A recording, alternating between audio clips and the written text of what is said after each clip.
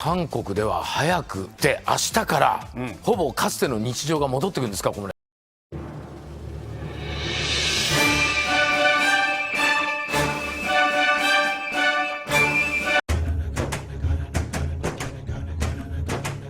안녕하세요. 정치를 품격 있게 풀어드리는 정치클래스TV의 심상만입니다. 오늘은 일본 코로나19 대책이 끝이 없는 미궁 속으로 빠지고 있는 가운데 대한민국의 생활 속 거리두기로 전환했다라는 소식을 전하는 기사의 일본 반응을 살펴보겠습니다. 그럼 반응을 보실까요?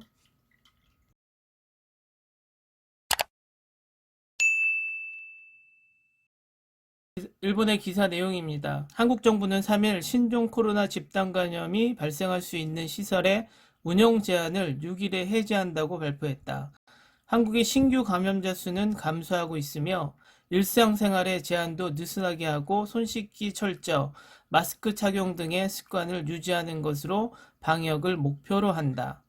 한국에서는 2월 말에 1일 감염자가 900명을 넘어서는 등 감염의 확대, 3월 22일부터 사회적 거리두기 기간을 불효불급한 외출의 자숙과 함께 집회의 중지 등의 조치를 시작했다. 교회나 실내 운동장, PC방 등의 위락시설, 학원 등의 운영과 영업도 원칙적으로 중단했다. 그뒤 국내 신규 감염자 수는 명확하게 감소세로 돌아서면서 요즘은 하루 10명 안팎에 들어갔다. 4월 15일 열린 총선을 거치면서도 감염은 확대하지 않은 것 등으로 인해 정부는 3일 대책회의에서 제한을 느슨하게 하는 생활방역으로 전환했다. 이 한국의 규제 완화가 타이밍적으로 최선일지는 모르겠지만 일본도 언젠가는 규제 완화를 해나가지 않으면 경제적 타격이 심각하다. 백신, 치료약이 빨리 만들어졌으면 좋겠다. 또는 항체 검사를 할 수 있으면 집단 면역 가능성도 살펴보길. 미국 존스 홉킨스 의대의 데이터가 맞다고 보면 한국은 감염자가 하루 2자리, 사망자는 1자리까지 떨어졌다. 이 정도 줄었으면 다음 스테이지로 넘어가도 되겠지. 일본도 신규 감염자 제로 무리겠지만 그 정도로 빨리 줄었으면. 백신도 집단 면역도 1년 내에는 하기 힘들겠지. 그때까지 계속 경제를 멈출 수는 없기 때문에 신종 코로나와 어떻게 공존하면서 생활해 나갈까를 생각할 필요가 있는 게 아닐까? 집단 면역은 사회 전체의 70에서 80%의 인간이 안 가지면 의미가 없습니다. 즉, 현 단계에서는 도저히 미치지 못하며 항체 검사를 통해 집단 면역의 가능성을 탐색하는 목적만이라면 현 시점에선 의미가 없습니다. 결론적으로 시간과 노력, 비용 낭비입니다. 항체 검사의 의미가 없는 건 아니지만 목적을 명확하게 하지 않으면 의미가 없다는 것을 먼저 이해해 주세요. 한국은 다시 감염이 확산되더라도 어떻게 대응할지 상상이 되는 끝이 보이는 느낌이다.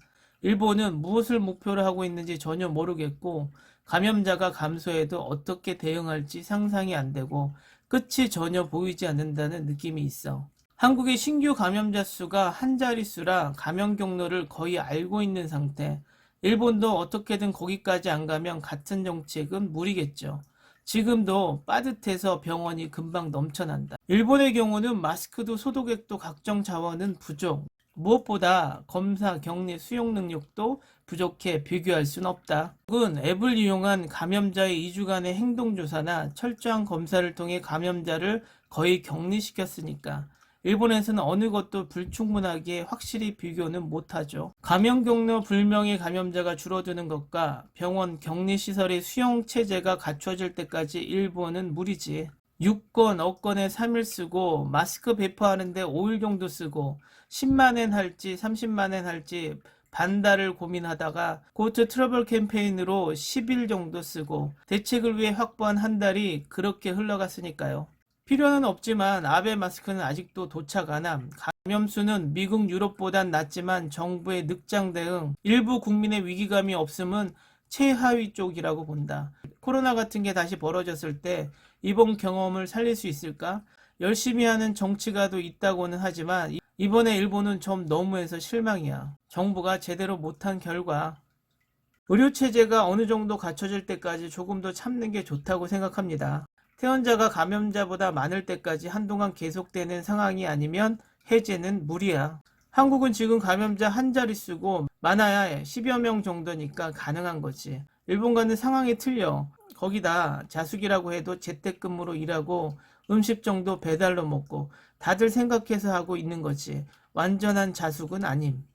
한국도 경기가 좋다고는 할 수 없는 이상 계속 이럴 순 없고 그것은 외국과 같아. 이탈리아도 영국도 프랑스도 사망자는 나오지만 남은 무리들로 열심히 하겠지. 일본도 빨리 그래야만 한다. 마찬가지로 일본도 서서히 완화되는 게 좋겠지만 대책이 마련되지 않았고 아직 멀었습니다. 정말 끝이 보이지 않아요. 이대로라면 주변 국가들은 독자적으로 타개책을 만들어 발전해 나가고 일본은 점점 쇠퇴해 갈 것입니다. 감염자 수가 크게 다르지 않은 한국이 이렇게 완화되고 있는데 일본에서는 안 된다라니 그건 그렇고 대만은 굉장하네요. 정말 본받고 싶네요. 왠지 일본의 주위에 있는 나라들은 상당히 진정되고 있는 것 같다는 느낌이 듭니다. 아마도 유럽 같은 곳이라면 현 신규 감염자 수면 경제가 재개될 거다. 누계로 500명이 사망하고 신규 감염자가 매일 200명이면 세계적으로 보면 훨씬 나은 편. 느릿느릿한다지만 지금과 같은 속도라면 자제력을 줄여가면서 해나갈 수밖에 없어. 일본은 코로나 수습국 중 마지막일지도 모르겠네요. 지금까지 일본의 반응을 살펴봤습니다. 아직도 정신 차린 일본인과 정신 못 차리는 일본인이 공존하고 있죠. 오늘은 여기까지 하겠습니다. 오늘도 생활 속 거리두기 꼭 실천합시다. 항상 시청해주셔서 고맙습니다.